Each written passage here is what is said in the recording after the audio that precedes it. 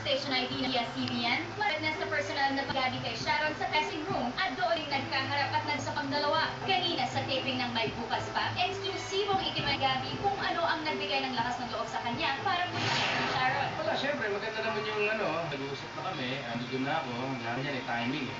Hindi mo naman alam nangyayari yun, diba? Mangyayari. So nangyari yung, nandun ako, merong station ID, na-interview ako. Kaya tama-tama, taping din niya nung gabi yun. Ang pagitan, mga 5 pinto lang yata eh. So, nabalitaan ko nandun siya. So, nag-usap kami. Okay na. Masaya naman po. Masaya ang lahat. Lahat. Hanggang sa studio, hanggang sa dressing room. Talagang magkaibigan na kami. Nabanggit ko na rin yung kahapon na nag-umpisa yun sa texting ng namatay ang daddy ko na pinalita ko sa kanya na namatay ang daddy. So, sumagot naman siya, nag-usap na kami. Tuloy-tuloy na yun. So ngayon, nakita kami kagabi. For the first time, nakita kami. Ano pa nangyari dun sa pagkikita niya kagabi? Okay naman, enjoy. Nakita ko yung set nila, dinala niya ako dun sa set. O ano pa yung napag-usapan niyo? May mga... Wala naman masyado. Oo. Si Casey, in-update niyo po ba siya na nakita kayo? Hindi pa kami nag-uusap.